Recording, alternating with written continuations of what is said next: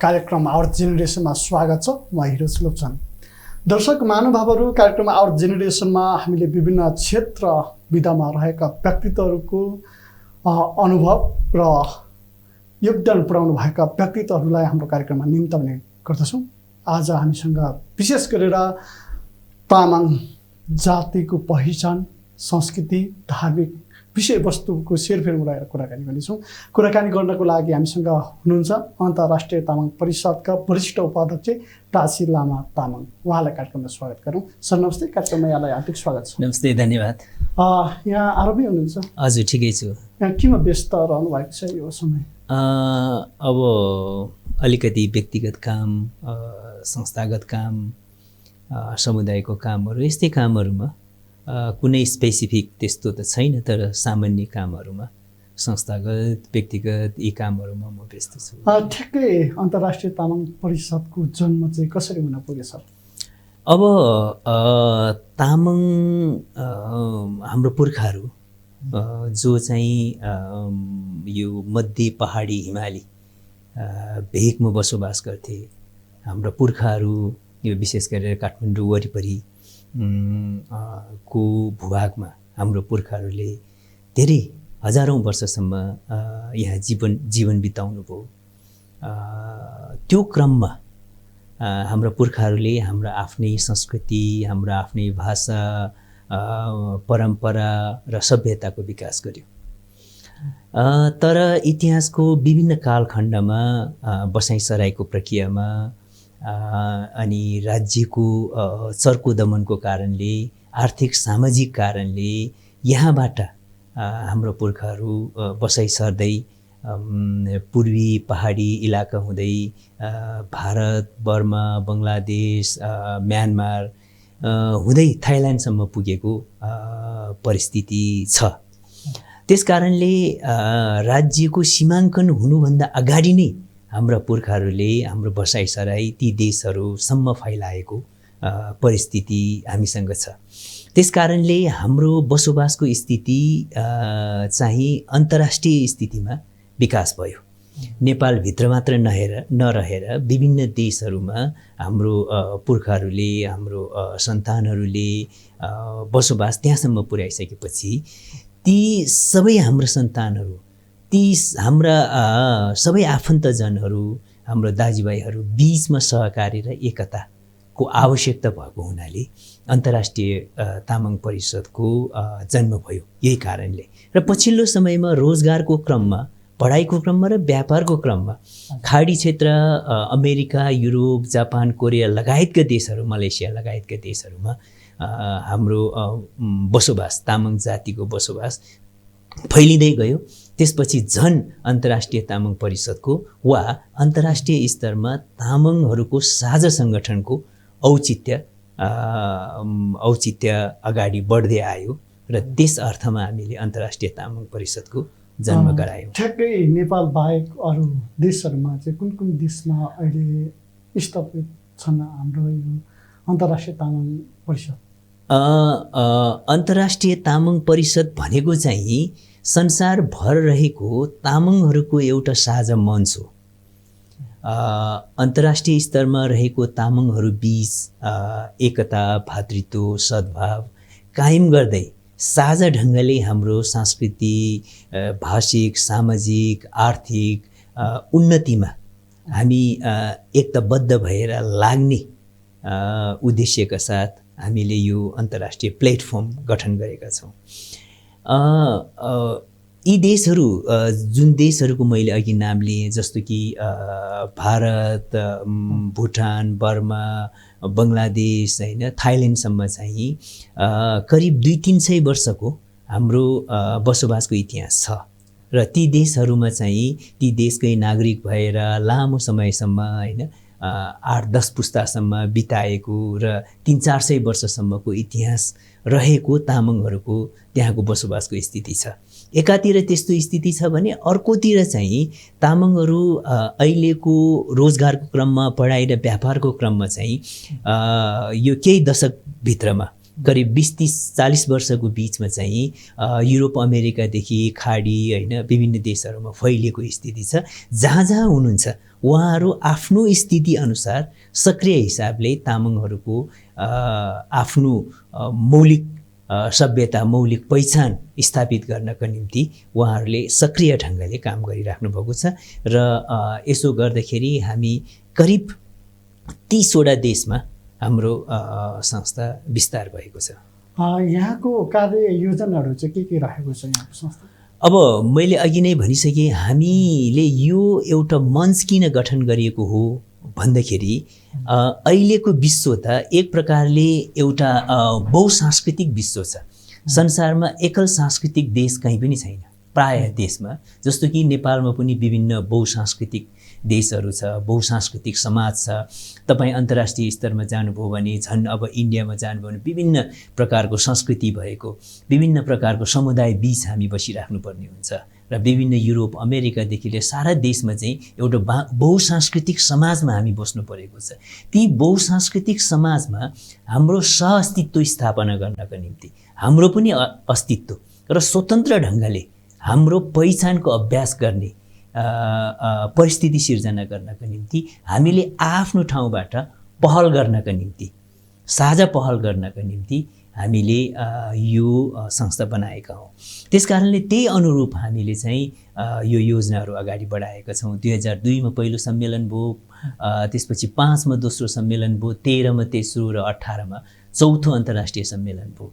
यसले केही एजेन्डाहरू अगाडि सारेको छ, जस्तो सांस्कृतिक पुनर्जागरण दशक 2013 मा हामीले त्यो घोषणा गरेका थियौँ। यो भनेको के भन्दाखेरि सांस्कृतिक हिसाबले विभिन्न देशहरूमा पुग्दाखेरि हाम्रो संस्कृति जोखिममा पर्यो, हाम्रो भाषाहरू जोखिममा पर्यो। ती सबै संस्कृति र भाषाहरूलाई पुनर्जागृत गर्ने कार्यक्रम त्यहाँ चाहिँ 200-300 वर्षसम्म बस्दाखेरि हाम्रो भाषा बिर्सिएको हुनसक्छ, संस्कृति बिर्सिएको हुनसक्छ, हाम्रो पहिचान र सभ्यताहरू बिर्सिएको हुनसक्छ विभिन्न देशमा बसोबासको क्रममा। त्यसलाई पुनर्जागृत गर्ने काम चाहिँ 2013 देखि हामीले त्यसलाई चाहिँ सुरुवात गरेका छौँ। त्यसलाई चाहिँ यो पुनर्जागरण सांस्कृतिक पुनर्जागरण अन्तर्राष्ट्रिय सांस्कृतिक पुनर्जागरण दशक भनेर हामीले गरेका छौँ।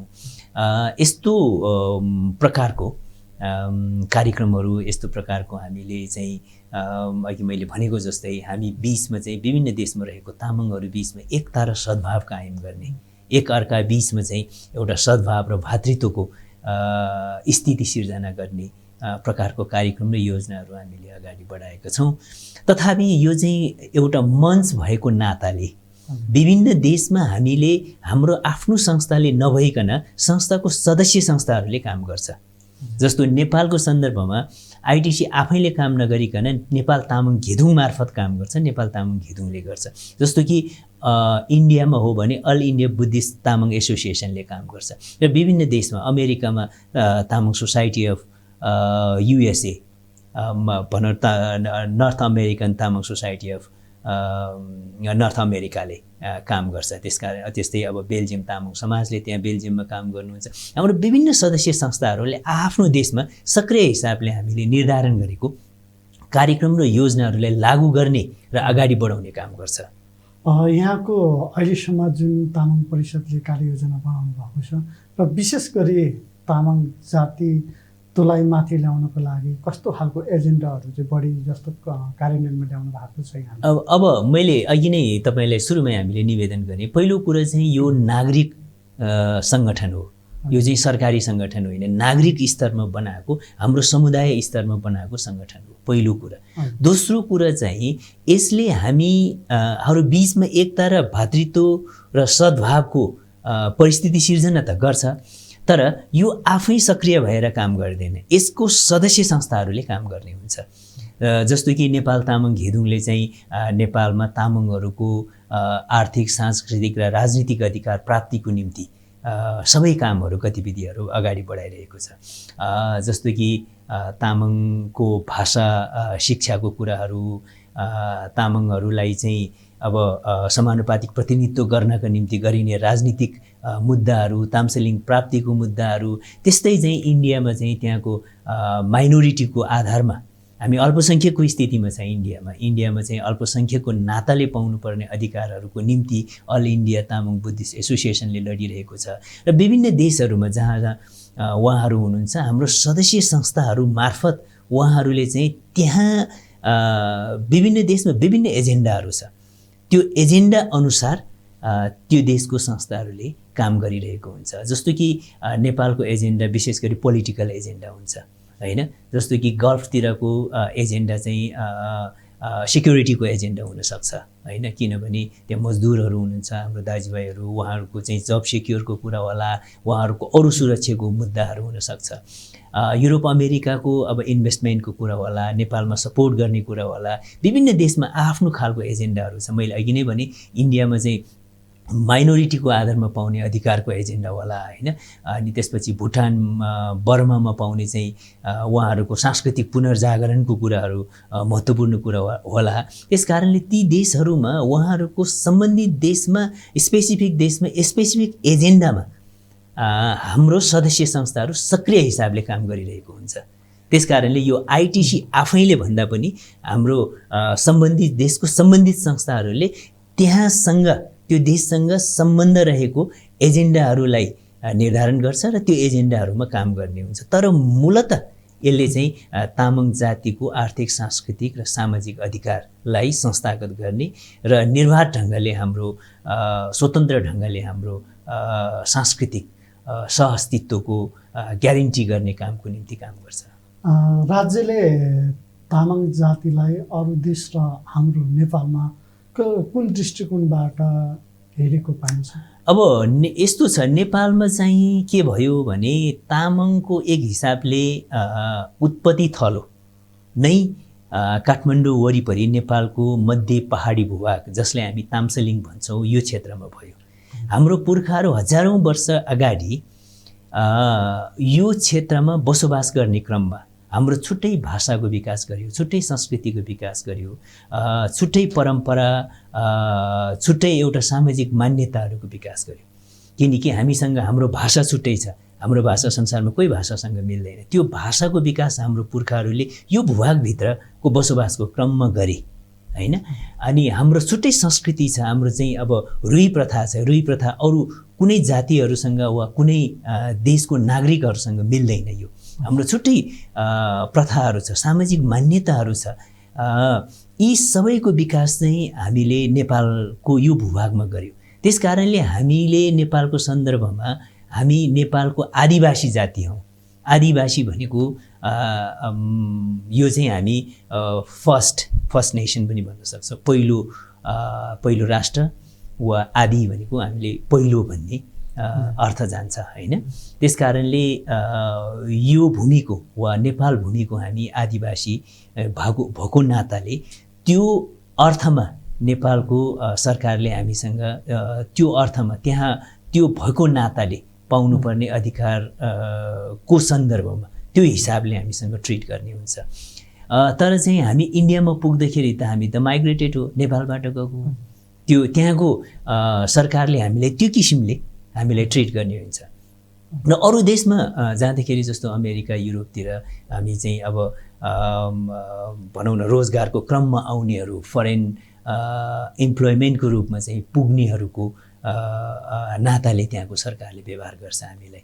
त्यो कारणले त्यो स्थितिअनुसार कुन देशको स्थिति के छ त्यो अनुसार हामीले त्यहाँको सरकारसँग समन्वय गर्ने, सरकारसँग चाहिँ सरकारले हामीलाई रेकग्नेसन दिने कामहरू गरिरहेको हुन्छ। राजनीतिको हिसाबमा हेर्ने हो भने तामाङ जातिको नेतृत्व चाहिँ कतिको रहेको छ? अब मुख्य गरी अहिले पनि हामीले हाम्रो राजनीतिक अधिकारको निम्ति नै लडिरहेका छौँ। मुख्यतः तामाङहरू, जस्तो कि ताम्सलिङ प्राप्ति भनेको रूपमा चाहिँ अलिकति तामाङहरू कम नै भएको हो होइन, त्यो त डेफिनेटली हुने नै भयो। किनकि हामीले यो नेपालको जुन भूगोलको एकीकरण भयो, यो भूगोलको मात्र एकीकरण भयो, तर यो भित्र रहेको एउटा विविध जातिहरू बीचको एउटा एकीकरण, सांस्कृतिक एकीकरणको काम चाहिँ भएन। त्यसो गर्दाखेरि चाहिँ के भयो भन्दाखेरि यो पृथ्वीनारायण शाहले जो भूगोलको एकीकरण भयो त्यसपछि त हामी राज्यबाट चाहिँ बहिष्करणमा पर्यो, राज्यको मूलधारभन्दा बाहिर पर्यो। त्यो भएपछि राजनीतिक तहमा हामी स्थापित हुन निकै गाह्रो भयो। लामो समयसम्म हामी राज्यको मूलधारमा रहेन। त्यसकारणले त्यसो भएपछि हामीले राजनीतिक हिसाबले जो किसिमको नेतृत्व विकास गर्नुपर्ने थियो त्यो हामीले गर्न सकेनौँ र गरिरहेको छैन। तथापि तामाङहरूले अहिले पछिल्लो समयमा धेरै ठाउँहरूमा नेपालको सन्दर्भमा पनि केही विकास गरेको त देखिन्छ, त्यो मुभमेन्टहरूमा लागेको देखिन्छ, नेतृत्वहरूको विकासको भनेको जस्तो भएको छैन।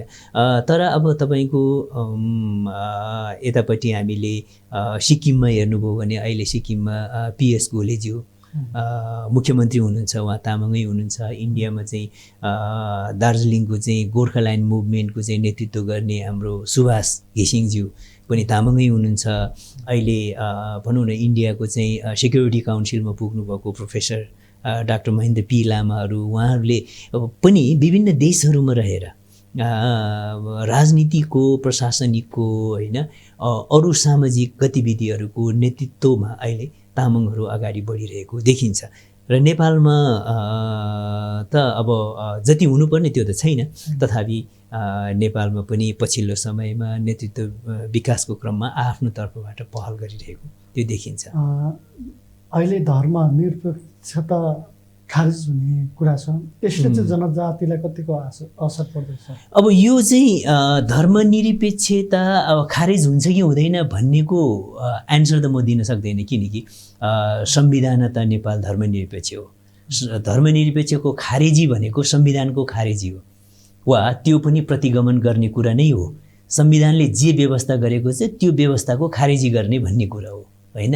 त्यसो गर्छ कि गर्दैन त्यो अब सरकारलाई सोध्नुपर्छ, अथवा सरकारबाट त अब भनौँ न तर हो तर म त्यतैतिर आउँदैछु तपाईँको। तर चाहिँ तपाईँको त्यसको सुरुवात म नेपाल तामाङ घेदुङमा पनि आबद्ध भएको नाताले हामीले लोछार मनाउँदाखेरि कहिले पनि राष्ट्रपतिले हाम्रो आमन्त्रणलाई स्वीकार गर्नु भएन।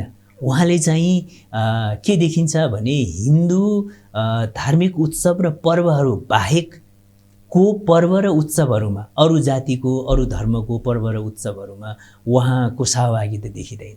यो भनेको के भन्दाखेरि एक हिसाबले हामीले राष्ट्रिय एकताको प्रतीकको रूपमा राष्ट्रपतिलाई भनेका थियौँ, तर राष्ट्रपतिले चाहिँ हिन्दू धर्म पर्व र उत्सवहरूको मात्र प्रमोसन गरेर जानु भनेको चाहिँ एक हिसाबले संविधानमा व्यवस्था भएको जुन राष्ट्रिय एकताको प्रतीकको रूपमा राष्ट्रपतिलाई संविधानमा व्यवस्था गरेको थियो त्यो चाहिँ हिन्दू राष्ट्रपतिको रूपमा व्यवहारिक हिसाबले उहाँले आफ्नो प्रस्तुतिहरूबाट त्यो देखाउँछ।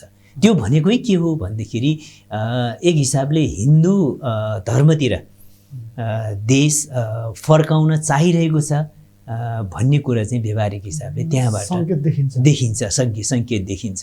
र उहाँले यो जो उहाँहरूले भनौँ न राज्यको उपल्लो निकायहरूले पनि धर्मनिरपेक्षतालाई व्यवहारिक रूपमा इम्प्लिमेन्ट गर्ने सन्दर्भमा चाहिँ त्यस्तो किसिमको विभेद देखिन्छ, जो चाहिँ हिन्दू धर्मतिरै देश फर्किन्छ कि भन्ने हामीले आशंका चाहिँ गर्न सकिन्छ। हजुर सर, हाम्रो जाति भनेको के हो?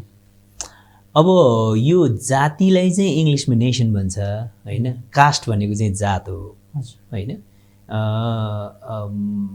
जाति भनेको एउटा सभ्यता हो जसको आफ्नो छुट्टै पहिचान हुन्छ, जुन समुदायको आफ्नो छुट्टै भाषा संस्कृति, आफ्नो छुट्टै टेरिटोरी जहाँबाट चाहिँ आफ्नो सभ्यताको विकास गर्यो। अघि मैले भने ताम्सालिङ भन्ने ठाउँ जहाँबाट हाम्रो सभ्यताको विकास भयो, त्यो ऐतिहासिक भूमि, त्यस्तो किसिमको टेरिटोरी पनि हुन्छ, उसको बेग्लै संस्कार र संस्कृति पनि छ, परम्परा पनि छ, भाषा पनि छ, र ती समुदायको एउटै प्रकारको एउटा सेन्टिमेन्ट पनि छ भने त्यस्तो समूहलाई चाहिँ जाति भनिन्छ। जातिलाई इङ्ग्लिसमा नेसन भन्ने गर्छ। जाति राष्ट्र भनेको चाहिँ केलाई लिन सक्छौँ र केलाई मान्न सक्छौँ हामी? अब यो कस्तो हुन्छ भने जाति भनेकै राष्ट्र हो होइन, जसको टेरिटोरी हुँदैन उसको त जाति हुँदैन। ऊ त जाति हुनको निम्ति आफ्नो टेरिटोरी हुन्छ। त्यस कारणले त्यो टेरिटोरीलाई मान्यता दिने कि नदिने भन्ने कुरा चाहिँ त्यो राज्यको पोलिसीमा भर पर्छ। यदि कुनै समुदायलाई जातिको रूपमा स्वीकार्छ भने, नेसनको रूपमा स्वीकार्छ भने उसको आफ्नो टेरिटोरी हुन्छ होइन। जस्तो कि तामाङहरूको आफ्नो टेरिटोरी छ। तामाङहरू ताम्सालिङ भूभागभित्र तामाङ, जस्तो कि तपाईँको तामाङ भाषा, तामाङ संस्कृति, तामाङ मान्यताहरूको विकास त नेपालको यो टेरिटोरीभित्र भयो नि त होइन। यसको मतलब चाहिँ यो भूभाग, यो भूमिसँग चाहिँ कसको भावनात्मक सम्बन्ध छ भने तामाङहरूको भावनात्मक सम्बन्ध छ। यो भूमिभित्र बसेर यी सबै कुराको विकास गरे, यी सभ्यताको विकास गरे। जसको टेरिटोरी हुँदैन, जसको भाषा, आफ्नै भाषा संस्कृति हुँदैन, जसको आफ्नो छुट्टै सामाजिक मान्यता हुँदैन, त्यो जाति हुन सक्दैन। जातीय राज्यको होइन, मैले तपाईँलाई अघि नै भनिसकेँ, यदि जाति भनेर हामीले स्वीकार्छौँ भने जाति भनेको नेसन हो। नेसनको त आफ्नो टेरिटोरी हुन्छ। त्यसलाई मान्यता दिने कि नदिने भन्ने मात्र हो कि। यो भूगोल भनेको कस्तो हुन्छ भने तपाईँको मानवीय भूगोल भनेको प्राकृतिक भूगोल मात्र होइन, मानवीय भूगोल हुन्छ। जस्तो कि पहिला हामी गीत गाउँथ्यौँ नि, तपाईँलाई कुनै साथीले तपाईँले परिचय गर्नुभयो भने म पूर्वबाट आएको भन्यो भने ए राई लिम्बू हो भन्ने हुन्छ नि त हाम्रो दिमागमा। त्यो पूर्वको भूमि चाहिँ राई लिम्बूसँग जोडिएको हुन्छ होइन। जस्तो कि तपाईँ सिन्धुपाल्चोकबाट, नुवाकोट, धादिङबाट, काभ्रेबाट हुनुहुन्छ भने तपाईँ तामाङ हो भनेर मान्छेहरूले बुझ्छन्। यसको मतलब के हो भने आफ्नो भूमि छ। यो भूमि चाहिँ त्यो जातिसँग सम्बन्धित रहन्छ र त्यस कारणले यो भूगोल भनेको वा भूमि भनेको चाहिँ प्राकृतिक भूमि मात्र हुँदैन कि मानवीय भूमिहरू हुन्छ होइन। पहिला गीत गाउँथ्यो नि त हामी, अब सिन्धुपाल्चोके तामाङनी, काठमाडौँकी नेवारनी भनेको के भन्दाखेरि काठमाडौँमा नेवार बस्छ, सिन्धुपाल्चोकमा तामाङ बस्छ होइन। यो ती जातिहरूसँग ती भूमिको सेन्टिमेन्ट चाहिँ एट्याचमेन्ट, ऐतिहासिक एट्याचमेन्टहरू जोडिरहेको हुन्छ र ती भूमिहरूलाई त्यो ऐतिहासिक एट्याचमेन्ट लाई मान्यता दिने कि नदिने भन्ने कुरा मात्र हो। नभए यदि कुनै समुदाय जाति हो भने त्यो जातिको आफ्नो टेरिटोरी हुन्छ र त्यो टेरिटोरीलाई मान्यता दिनुपर्छ भने हो। यो चाहिँ राज्य बनाउन खोजिएको होइन होइन। छुट्टै हामी त राज्यविहीन जातिहरू हो नि त होइन। त्यस कारणले हाम्रो आफ्नो त्यो टेरिटोरीलाई मान्यता दिने भनेकै पहिचानको आधारमा हुने सङ्घीयता। हामीले छुट्टै देश बनाउन खोजेको पनि होइन होइन। त्यो आवश्यकता चाहिँ छ कि छैन? यो किन छ भने तपाईँको सङ्घीयतामा जाने भनेको आधारभूत हिसाबले त्यो भूगोललाई रेकग्नेसन दिने भने हो। त्यो भूगोल जस्तो तपाईँको नाम होइन, अब तपाईँको नाम हिरोज भयो, तपाईँको नाम दिने भने हो। त्यो भूगोलको नाम दिने भने हो। त्यो भूगोलभित्र विकास भएको मानवीय सभ्यता तामाङ हो भने त्यो विकास भएको सभ्यतासँग जोडिएर नाम दिँदा के हुन्छ होइन। त्यस कारणले यदि त्यो आवश्यक छ कि छैन भन्दाखेरि त्यसो गर्दा नेपालभित्र विकास भएको हाम्रो ऐतिहासिक सभ्यताहरूको संरक्षण र रेस्पेक्ट हुन्छ। एउटा त्यो हो। अर्को कुरो चाहिँ जो उत्पीडनमा परिरहेको छ उहाँहरूले आफू सम्मानित भएको महसुस गर्नेछ। एउटा स्वाभिमानी नागरिकको रूपमा त्यो उत्पीडनमा परेको जातिहरूले एउटा नागरिकको रूपमा आफ्नो हैसियत स्थापित गर्न सक्छ। त्यस कारणले त्यो आवश्यक छ भने हो। जातीय पहिचान भनेको के हो र जातीय पहिचानले के अर्थ जनाउँछ? होइन, मैले अघि नै भनिसकेँ, जाति भनिसकेपछि उसको संस्कार, संस्कृति, भाषा, सभ्यता मात्र होइन, उसको टेरिटोरी हुन्छ, भूभाग हुन्छ, भूमि हुन्छ, जहाँबाट यी सबै कुराको विकास भयो, यी सबै सभ्यताहरूको विकास भयो। त्यस कारणले जातीय पहिचान भनेको त्यो भूमिलाई त्यहाँ विकास भएको सभ्यतासँग जोड्ने कुरा हो, मान्यता दिने कुरा हो। त्यस कारणले यो नेचुरली आउने कुरा हो। नेचुरली मैले भने नि जसको टेरिटोरी हुँदैन ऊ त जाति नै हुँदैन, त्यो टेरिटोरीले मान्यता दिने कि नदिने भन्ने कुरा हो होइन। तपाईँको दिमागमा चाहिँ कुनै चाहिँ शेर्पा भन्ने आयो भने चाहिँ अब हिमाली भेगको दिमागमा आइ नै हाल्छ तपाईँको होइन। किन आउँछ भने त्यो टेरिटोरी हो जुन भूभागमा आफ्नो सभ्यताको विकास गरे उहाँहरूले होइन। अघि मैले भने तपाईँको लिम्बू भन्यो भने एउटा भूभागको दिमागमा आउँछ, तपाईँको गुरुङ भन्नुभयो भने तपाईँले एउटा भूभागको दिमागमा आउँछ होइन, तपाईँको थारू भन्नुभयो भने एउटा भूभागको दिमागमा आउँछ। त्यो सभ्यतासँग ऐतिहासिक रूपले जोडेको हुन्छ ती जातिको, त्यस कारणले ती जाति भयो। र त्यो ऐतिहासिक यथार्थतालाई हामीले मान्यता दिने कि नदिने भन्ने कुरा मात्र हो। त्यसमा यदि मान्यता दिनुहुन्छ भने जातको रूपमा जातिको रूपमा स्वीकार्नुहुन्छ भने हामीले त्यो टेरिटोरीलाई नामाकरण गर्ने सन्दर्भमा उहाँहरूले मान्यता दिने सन्दर्भमा यसलाई स्वीकार्नुपर्ने हुन्छ। के जातीय पहिचानको संहिता नै जातीय राज्य हो? अब यो अघि नै भने जात र जाति भनेर तपाईँले यहाँ चाहिँ कन्फ्युज दर्शकहरूले बुझ्नु पनि भएको छैन, कन्फ्युज पारिरहेको छ होइन। जात भनेको चाहिँ कास्ट हो, कास्टको आफ्नो छुट्टै भाषा हुँदैन। जस्तो तपाईँ दलितहरूको कुराकानी गर्नुहुन्छ भने दलितहरूको चाहिँ भाषा एउटै छ, ब्राह्मण क्षेत्रीले जे बोल्नुहुन्छ त्यही बोल्नुहुन्छ होइन, धर्म उही छ, संस्कार संस्कृति उही छ। उहाँहरूको समस्या भनेको छुवाछुतको समस्या हो, उहाँहरूको समस्या भनेको सामाजिक विभेदको समस्या हो, उहाँहरू चाहिँ कास्ट हो। जस्तो कि नेवार बरु एउटै जातिभित्र विभिन्न जातहरू हुन्छन्, जस्तो नेवार भन्ने जाति जसको आफ्नै संस्कृति छ, भाषा छ, सबै छ, तर त्यो भित्र पनि तल्लो जात र मास्लो जात होइन विभिन्न जातहरू हुन्छ नेवार जातिभित्र। त्यस कारणले जातको चाहिँ आफ्नो छुट्टै भाषा संस्कृति सभ्यता टेरिटोरी हुँदैन, तर जातिको चाहिँ हुन्छ। त्यस कारणले यो चाहिँ जातीय संहिता नभइकन यसलाई चाहिँ हामीले यो जे ऐतिहासिक एउटा सभ्यताहरूको विकास भयो त्यसलाई मान्यता दिने भनेको हो। मैले अघि नै भने जाति भनेर स्वीकार्नुहुन्छ भने उसको टेरिटोरी हुन्छ, त्यो टेरिटोरीले मान्यता दिने भने। त्यसो भए जातीय भनौँ न पहिचान संहिताले देश टुक्राउँछ कि टुक्राउँदैन? यो चाहिँ देश कसरी टुक्राउँछ, हामीले त छुट्टै देश बनाउनु खोजेको त होइन, तर बुझ्नेहरूले देश टुक्राउँछ भनी राख्नु भएको छ कि यो चाहिँ कसरी बुझ्नु पर्यो भन्दाखेरि तपाईँले यो जे नेपालको संरचना छ त्यो नेपालको जस्तो संरचना छ त्यस्तै प्रकारको नामकरण गर्ने भनेको हो। यो अर्को देश बनाउने होइन, हिजो पनि थियो नि धेरै अञ्चलहरू थियो होइन, हिजो पनि विकास क्षेत्रहरू थियो, त्यसले त देश टुक्राउने कुरो पाएन।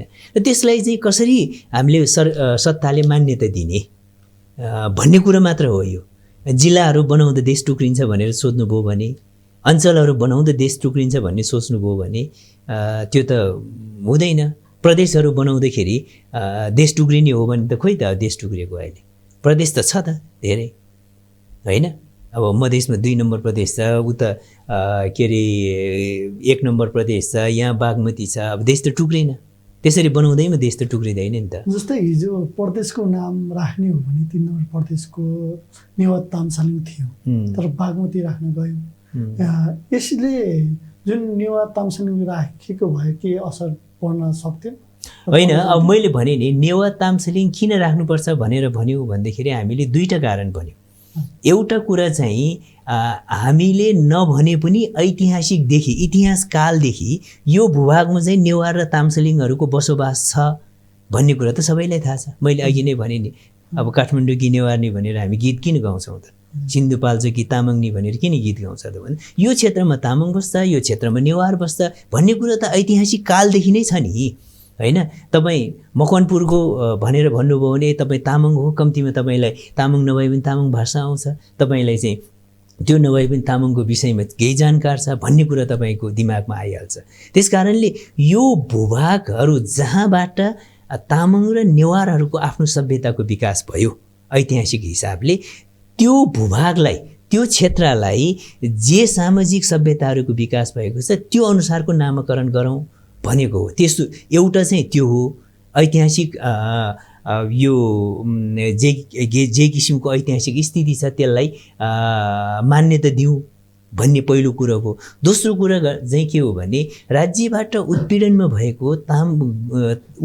परिएको तामाङ र नेवारहरूले पनि आफ्नो सभ्यताप्रतिको सम्मानको अनुभूति गर्नेछ र त्यसो गर्दाखेरि हाम्रो पनि आफ्नो टेरिटोरी छ हैन, तामाङहरूको पहिचान चाहिँ स्थापित भएको छ भन्ने किसिमको सम्मान उसले अनुभूति गर्न पाउनेछ। कि नेपाल जस्तो सानो देशलाई संघीयता हैन, तपाईले के कुरो बुझ्नु पर्यो भने पहिलो कुरा चाहिँ अब स्विजरल्यान्ड नेपालभन्दा धेरै सानो देश हैन, बेल्जियम नेपालभन्दा धेरै सानो देश, सायद 30,000 वर्ग किलोमिटर भनेको अब 7-8 गुणा सानो देश छ हैन। त्यो सबै संघीयता भएको देश हैन। सानो देशमा संघीयता हुँदैन भन्ने होइन, तर संघीयता चाहिँ कस्तो हुन्छ, संघीयता भएको पनि देशमा नेपाल देशमा चाहिँ खारिज हुन लागेको छ भन्ने कुराहरू चाहिँ मार्केटमा प्रशस्त होइन। त्यो त संघीयता विरोधीहरूले त संघीयता खारिज गर्न त खोजिहाल्छ नि, त्यो त स्वाभाविक हो हैन।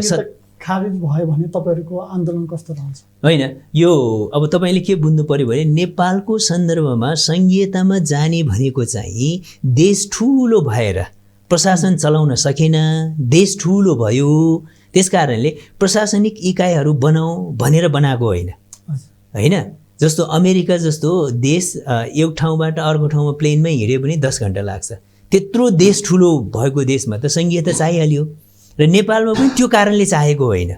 ठुलो देश भएर प्रशासनिक सुगमता भएन, प्रशासन चलाउन अप्ठ्यारो भयो भनेर संघीयता बनाउन खोजेको होइन। नेपालको सन्दर्भमा संघीयता चाहिँ विविधताको व्यवस्थापन गर्नको निम्ति बनाएको हो। विविध संस्कृति छ, विविध सभ्यताहरू छ, त्यसको व्यवस्थापनको निम्ति बनाएको हो नेपालको संघीयता। त्यसकारणले त्यो अनुरूपको संघीयता बनाएन भने नेपालको संघीयताको काम छैन, किनभने त्यस्तो त हिजो अञ्चलै थियो नि त, त्यस्तो त हिजो विकास क्षेत्रै थियो नि त, किन संघीयता बनाउनु पर्यो? हिजोको जस्तो भूगोलको विभाजन त हिजो पनि थियो हैन, बागमती त हिजै थियो नि त हैन, के फरक भयो त? फेरि आज बागमती नै राख्नु हो, बागमती नै हो नि त्यो। यो अब यसलाई पहिचान दिएन भने संघीयता बनाउनुको अर्थै हुँदैन।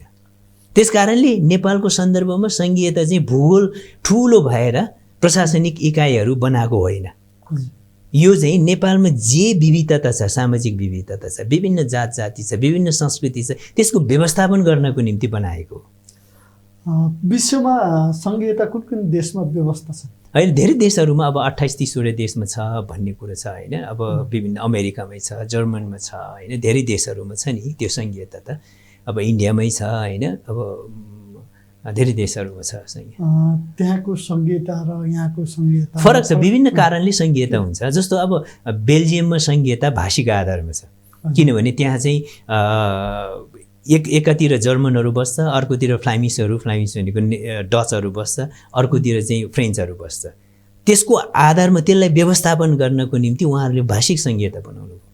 र नेपालमा चाहिँ अब अघि नै भने नि, उसमा चाहिँ अमेरिका चाहिँ देश ठुलो छ, उसलाई चाहिँ अब केन्द्रबाट सबै चलाउन सक्दैन त्यत्रो देश भनेपछि उसले प्रदेशहरू मार्फत, आफ्नो प्रोभिन्सहरू मार्फत शासन प्रशासन चलाउनु पर्यो। त्यसकारणले उसलाई चाहिँ विभिन्न प्रोभिन्सहरू, प्रदेशहरू बनाउन जरुरी भयो हैन।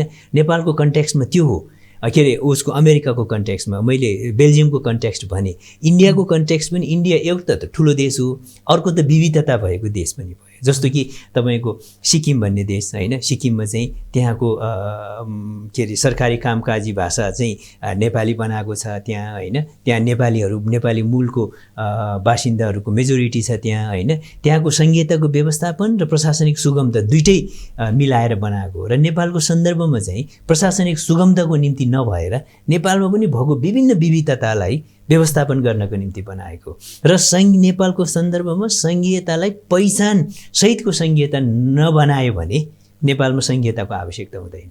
किन नेपाल देश सानो छ, प्रशासन चलाउन त यो सानो देशमा केन्द्रबाटै सकिहाल्छ। र विविध पहिचानहरू छ, पूर्वमा एउटा किसिमको पहिचान छ, मैले अघि भने मधेसमा अर्को पहिचान छ, यो मध्य क्षेत्रमा अर्को पहिचान छ। यी पहिचानहरूलाई व्यवस्थापन गर्ने र यहाँ विकास भएको सभ्यताहरूको संरक्षण गर्छ। नेवा ताम्सेलिङ भयो भने अथवा ताम्सेलिङ भयो भने के हुन्छ भने तामाङहरूको संस्कार संस्कृतिको संरक्षण ताम्सेलिङ प्रदेशले गर्छ हैन। अब लोछारमा चाहिँ 3 दिन बिदा दिने काम, 5 दिन बिदा दिने काम चाहिँ यहाँको प्रदेश सरकारले गर्छ हैन। ताम्सेलिङले गर्छ नि त, यहाँको भाषाको तामाङ भाषाको संरक्षण ताम्सेलिङले गर्छ। यो विकास यो टेरिटोरीभित्र विकास भएको पहिचानहरूलाई संरक्षण गर्ने, सम्मान गर्ने र यो जातिहरूलाई राज्यको मूलधारमा ल्याउने सन्दर्भमा नेपालमा संहिता चाहिएको। जस्तो कि तपाईँको लोछारको दिन चाहिँ हामीले पश्चिममा बिदा दिएर हुन्छ त, लोछारको मान्छेहरू लोछार त त्यहाँको मान्छेहरूले मनाउँदैन। कहाँकोले मनाउँछ भने 3 नम्बर प्रदेशकोले मनाउँछ वा ताम्सेलिङको मान्छेहरूले मनाउँछ। त्यस कारणले लोछारको बेला चाहिँ दिनुपर्ने सुविधा, लोछारको बेला दिनुपर्ने बिदा, लोछारको बेला मनाउनु पर्ने सरकारी मान्यताहरू सबै कुरा ताम्सेलिङ प्रदेश भयो भने ताम्सेलिङ प्रदेशले गर्छ। कटौती भइरहेछ। हजुर, कटौती चाहिँ कस्तो छ मैले अघि नै भने यो 3 नम्बर प्रदेशलाई चाहिँ संहितालाई चाहिँ पहिचान सहितको बनाएको भए है 3 नम्बर प्रदेशले लोछारको संरक्षण गर्ने काम, लोछारमा बिदा दिने काम, लोछारमा सुविधा दिने काम प्रदेश सरकारले गर्थ्यो नि त हैन। तर चाहिँ अहिले 3 नम्बर प्रदेशलाई पहिचान सहितको बनाएन। नबनाइसकेपछि प्रदेश सरकारले चाहिँ बिदा दिनुपर्ने, सुविधा दिनुपर्ने, यसलाई यसको चाड पर्व परम्परालाई मान्यता दिनुपर्ने कारण के रह्यो त? यो त बागमती प्रदेश भयो, ताम्सेलिङ त बनेन हैन। त्यस कारणले यो चाहिँ मैले अघि नै भने नेपालको कन्टेक्स्टमा संहिता चाहिँ यो विविध पहिचानहरूको व्यवस्थापनको निम्ति हो कि विविध पहिचानहरूको व्यवस्थापन, विविध पहिचान बीचमा भएको विभेदको व्यवस्थापन गर्नको निम्ति, यो विभेदहरूलाई चाहिँ अन्त्य गर्नको निम्ति बनाएको हो, आवश्यक हो। जनजातिको हक अधिकारको लागि स्थायित्व ल्याउनको लागि यहाँहरूले चाहिँ कस्तो भूमिका खेलिराख्नु भएको छ? होइन, मैले अघि नै भने अन्तर्राष्ट्रिय तामाङ परिषदको सन्दर्भमा तपाईँले सोध्नुहुन्छ भने नेपालमा रहेको तामाङहरूको अधिकारलाई स्थापित गर्ने आन्दोलनको नेतृत्व र गर्नुपर्ने कामहरूको सबै भूमिका चाहिँ नेपाल तामाङ घेदुङले गर्छ। नेपाल तामाङ घेदुङ नै आइटिसीको नेपालको सदस्य संस्था हो। तर नेपाल तामाङ घेदुङको हिस्सामा भने 2टा घेदुङहरू छन्, एउटा नेपाल राष्ट्रिय तामाङ घेदुङ हो। मैले त्यही नै भने तपाईलाई, तपाईँ के छुटिनुको कारण यो छुटेको पनि होइन आफ्नो, किनभने तपाईँको तामाङभित्र त विभिन्न इस्युमा चाहिँ अब 100वटा सङ्गठन छ नि त हैन, विभिन्न संस्था छ, विभिन्न साहित्यिक संस्था छ, अरू संस्था छ हैन, विभिन्न उद्देश्यको निम्ति बनाउँछ नि, सांस्कृतिक संस्था छ, सबै संस्थाहरू छ, धेरै संस्थाहरू छ। आफ्नो तरिकाले आफ्नो तर्फबाट गरिने पहलहरू हुन् यी हैन। तर चाहिँ अब नेपाल सरकारले विभिन्न जातिहरूको सङ्गठनलाई मान्यता दिने सन्दर्भमा, जातीय सङ्गठनहरूलाई मान्यता दिने सन्दर्भमा, जस्तो जनजाति विकास प्रतिष्ठानदेखि लिएर जनजाति महासङ्घको सदस्यहरूदेखि लिएर त्यो काम चाहिँ नेपाल तामाङ घेदुङले औपचारिक रूपमा गरिरहेको छ। त्यस कारणले राष्ट्रिय घेदुङले गरेको काम पनि तामाङको काम हो, तामाङ घेदुङले गर्ने पनि तामाङको काम हो। तर यो 2टा संस्थामा चाहिँ अलिक प्रतिस्पर्धा जस्तो देखिन्छ नि? प्रतिस्पर्धा देख्दैन। किन देख्दैन भने तपाईँको सरकारसँग चाहिँ सरकारी मान्यतामा रहेर काम गर्नुपर्दा त यो जो जनजाति विकास उत्थान प्रतिष्ठान छ नि, त्यसले गर्दाखेरि त तामाङ घेदुङसँगै गर्छ हैन। कोसँग जाने भनेर उसले त प्रतिस्पर्धा त गर्दैन नि त, सरकारले त उसलाई राष्ट्रिय घेदुङमा जाने कि तामाङ घेदुङमा जाने भन्ने कुरा त गर्दैन, तामाङ घेदुङमै आउँछ हैन।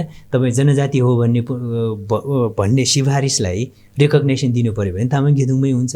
जनजाति महासङ्घको सदस्यको रूपमा गर्नुपर्ने जनजाति तामाङ जातिको जातीय सङ्गठनको रूपमा त तामाङ घेदुङलाई नै सरकारले मान्यता दिन्छ। यो प्रतिस्पर्धा होइन हैन। उहाँहरूले जे एक्टिभिटिज गर्नुभएको छ त्यो एक्टिभिटिज तामाङ घेदुङको विरुद्धमा होइन कि, तामाङ घेदुङले गरेको पनि तामाङ राष्ट्रिय घेदुङ राष्ट्रिय घेदुङको विरुद्धमा होइन, राष्ट्रिय घेदुङले गरेको पनि तामाङ घेदुङको विरुद्धमा होइन।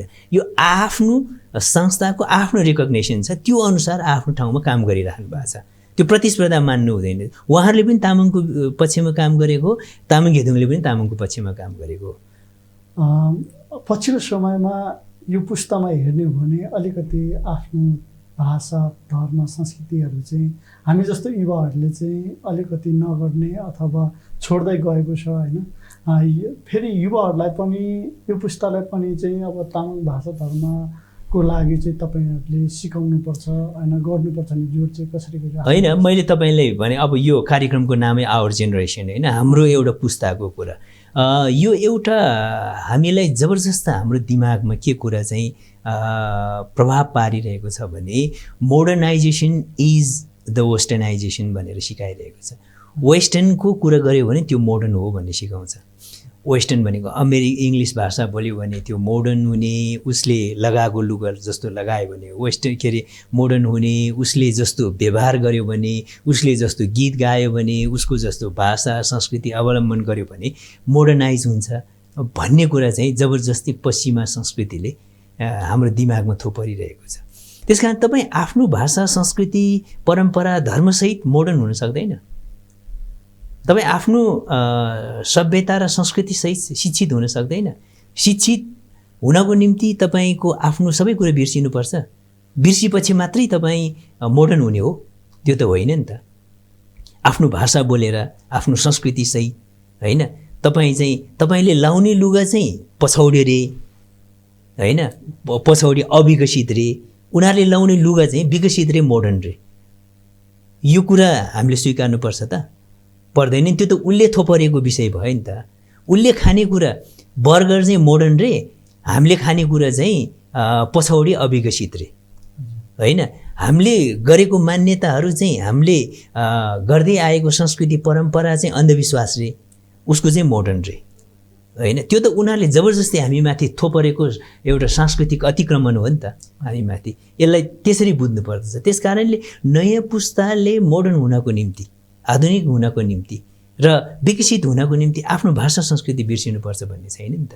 त्यो सहितको बन्न सक्छ नि त। हामी त्यो हिसाबले हामी जानुपर्ने हुन्छ।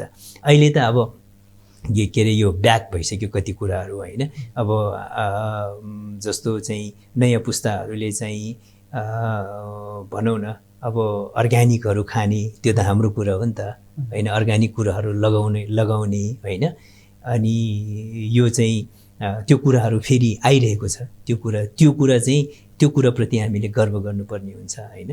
अब बर्गर पिज्जा खायो भने आधुनिक हुने, अब ढिँडो ऊ खायो भने चाहिँ हामी पछौडे अब अविकसित हुने कुराको दिमागबाट हामीले आउट गर्नुपर्ने हुन्छ। हाम्रो जेनेरेसनले, कम्तीमा हाम्रो जेनेरेसनले त्यो कुरालाई हामीले स्वीकार्नु हुँदैन।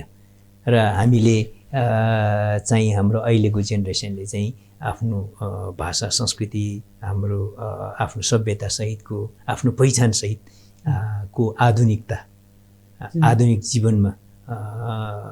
जीवन भोग्ने कुरालाई चाहिँ हामीले स्वीकार्नुपर्ने हुन्छ।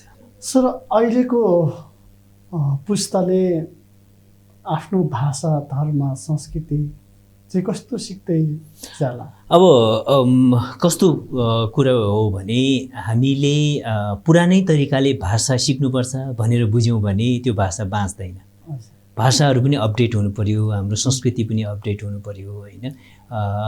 नयाँ जेनेरेसनको माग र नयाँ जेनेरेसनले गरेको जुन त्यो अनुसारको परिवर्तनलाई स्वीकार्ने गरी हाम्रो संस्कार, संस्कृति, परम्परा चाहिँ हाम्रो अपडेट हुनु जरुरी छ होइन।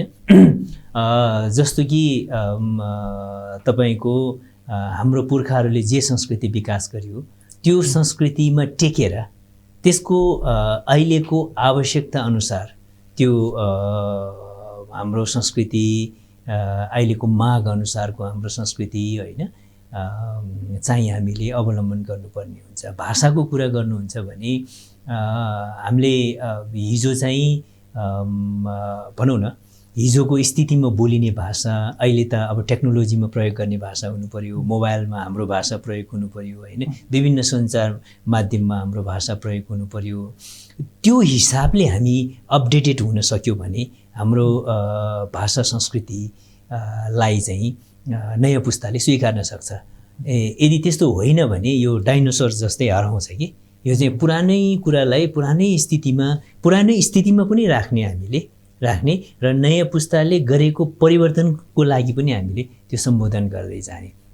किनभने भाषा त प्र्याक्टिसको क्रममा विभिन्न शब्दहरूको विकास हुँदै जान्छ, विभिन्न त्यसको ग्रामरहरू परिवर्तन हुँदै जान्छ, सबै कुरा त्यो कुरालाई पनि हामीले स्वीकार्नुपर्छ। संस्कृति पनि तपाईँको हामीले हाम्रो भनौँ न मूल मान्यतालाई हामीले नबिर्सिकन चाहिँ अब त्यो अनुसारको अहिलेको आवश्यकता अनुसार चाहिँ मूल मान्यतामा टेकेर त्यसलाई हामीले अपडेट हुनु जरुरी छ। त्यो अर्थमा चाहिँ हामीले लग्यो भने यो संस्कृति विकास हुने, भाषा विकास हुने, हाम्रो परम्पराहरू विकास हुँदै जाने र नयाँ कन्टेक्स्टमा चाहिँ नयाँ तरिकाले हामीले यो हाम्रो आफ्नो पहिचानहरूको अभ्यास गर्ने परिस्थिति हुनेछ र यसलाई चाहिँ नयाँ जेनेरेसनले स्वीकार्नेछ। तपाईको चाहिँ हाम्रो पुर्खाले जे लायो त्यही मात्र लाउनुपर्छ भन्यो भने त हाम्रो नयाँ जेनेरेसनले त लाउन मान्दैन हैन। र हाम्रो त्यसको सांस्कृतिक मान्यता मूल मर्म र भावना जे हो त्यसलाई स्वीकार्ने र नयाँ माग अनुसार त्यसको चाहिँ त्यसलाई मोडिफाइड गर्नुपर्ने कुरा पनि गर्ने गर्यो भने हाम्रो अब लवाई खवाईको कुराहरूमा चाहिँ त्यो विकास हुँदै जान्छ। अन्तर्राष्ट्रिय तामाङ परिषदका अबका योजनाहरू अब यहाँहरूले के गर्ने सोचमा हुनुहुन्छ र कस्तो काम? अब हामीले चाहिँ मैले सुरुमै भनिसकेँ, यो चाहिँ अब एउटा विश्व अहिले के भइसक्यो भने बहुसांस्कृतिक विश्व भइसक्यो। जुनसुकै देशमा चाहिँ बहुसांस्कृतिक छ, बहुभाषिक स्थिति छ। त्यो स्थितिमा हामीले स्वतन्त्रपूर्ण ढङ्गले आफ्नो सहअस्तित्व स्थापना गर्नका निम्ति गरिने सबै पहलहरूमा हामी सहकारी र एकता जनाउने। जुनसुकै देशमा पनि जस्तो कि अब बेलायतमा बस्नुहुन्छ भने हाम्रो संस्कृति मान्न पाउने, मान्ने हैन, अब त्यसको अभ्यास गर्ने, हाम्रो भाषाहरू सिक्ने, त्यो मान्ने, त्यो अभ्यास गर्ने प्रकारको वातावरण सिर्जना गर्नको निम्ति हामीले त्यो काम गर्छौँ। र त्यति मात्र नभएर हामीले अरू कुरा चाहिँ अब जस्तो यो जो हाम्रो भाषा संस्कृतिहरू को चाहिँ अब रिसर्च गर्नुपर्ने छ, यसलाई समृद्ध पार्नुपर्ने छ, बनाउनु पर्ने छ, त्यसमा पनि हामीले काम गर्ने। त्यो सँगसँगै चाहिँ अब जस्तो तामाङलाई संसारको कुनै पनि देशमा राज्य स्तरमा पहिलो नागरिकको रूपमा स्थापित छैन। त्यो भनेको के हो भन्दाखेरि हाम्रो आफ्नो टेरिटोरी त छ, मैले अघि नै भने, तर त्यसलाई मान्यता दिएको छैन। भनेको के भन्दाखेरि तामसिलिङ निर्माणको काममा पनि हामीले आफ्नो तर्फबाट पहलहरू गरिराख्ने, नागरिकको तर्फबाट पहल गरिराख्ने कामहरू चाहिँ आइटिसीले गरिराख्ने कुराहरू हुन्छन्। र यद्यपि विभिन्न देशको आफ्नो कन्टेक्स्चुअल एजेन्डाहरू हुन्छ, विभिन्न त्यो देशको कन्टेक्स्टमा भएको एजेन्डाहरू हुन्छ। त्यो एजेन्डाहरूलाई सम्बन्धित देशको सम्बन्धित सङ्गठन मार्फत अगाडि बढाउनको निम्ति हामीले प्रेरित गर्ने, एकअर्कामा चाहिँ कनेक्ट गर्ने, सेयरिङ गर्ने र एकअर्कामा चाहिँ एउटा भातृत्वको सद्भाव कायम गर्ने र सरसहयोगहरू चाहिँ आदान प्रदान गर्ने कामहरूमा चाहिँ हामीले कोअर्डिनेट गर्ने काम गर्छौँ। हामी कार्यक्रमको अन्त्यतिर छौँ। हजुर, यतिखेर आवर जेनेरेसन कार्यक्रम हेरिराख्नुभएका सम्पूर्ण दर्शकहरूलाई के भन्न चाहनुहुन्छ? मलाई के खुसी लागेको छ भने धर्म टेलिभिजन, धर्म के हो भन्दाखेरि अब हाम्रो व्यवहारिक हिसाबले चाहिँ के भन्दो रहेछ भने धर्म छोड्नु हुँदैन भनेको चाहिँ के हो भने अब फटा बोल्नु हुँदैन हैन। धर्म भनेको चाहिँ हामीले मेरो व्यवहारमा चाहिँ धर्म भनेको कुनै फिलोसफीलाई एक्सेप्ट गर्ने कुरा भन्दा पनि धर्म भनेको चाहिँ जनरल भाषामा बुझ्ने चाहिँ के रहेछ भने फटाइ गर्नु हुँदैन हैन, अब त्यो नराम्रो काम गर्नु हुँदैन, अरूलाई दुःख दिनु हुँदैन भन्ने कुरा बुझ्दो रहेछ कि। त्यसकारण यो अब धर्म टेलिभिजनमा तपाईँले बोलाउनु भयो यस्तो पवित्र ठाउँमा हैन, यो चाहिँ मैले आफ्नो कुराहरू राख्ने जो मौका दिनुभयो, अब एउटा किसिमको एउटा आनन्दको फिल भएको छ र त्यो किसिमले नै तपाईँले जे अवसर दिनुभयो त्यो प्रति म धर्म टेलिभिजनलाई आभार व्यक्त गर्न चाहन्छु। र यो मार्फत सबैमा एउटा अब हाम्रो नयाँ वर्ष लोसार अब सुरु हुन लागेको छ, केही एक सातामै अब त्यो सुरु हुन्छ। यो 2557 जुन यो लोसारको उपलक्ष्यमा सबैलाई म हार्दिक शुभकामना व्यक्त गर्न चाहन्छु अन्तर्राष्ट्रिय तामाङ परिषद र मेरो व्यक्तिगत तर्फबाट। धन्यवाद। यहाँको महत्त्वपूर्ण समयको लागि यहाँलाई पनि धेरै धेरै धन्यवाद। धेरै धन्यवाद। दर्शक महानुभावहरू, अहिलेसम्म यहाँले कार्यक्रम हेरिदिनु भयो, यसको लागि यहाँहरू सम्पूर्णलाई विशेष धन्यवाद दिँदै अर्को एपिसोडमा नयाँ अतिथिको साथमा म कार्यक्रम प्रस्तुता हिरोज लुप्चन पनि आउनेछु भन्दै आजको कार्यक्रमबाट म पनि ओजेल पर्न चाहन्छु। हस्त नमस्ते। धर्म टेलिभिजन हेर्दै गर्नुहोला।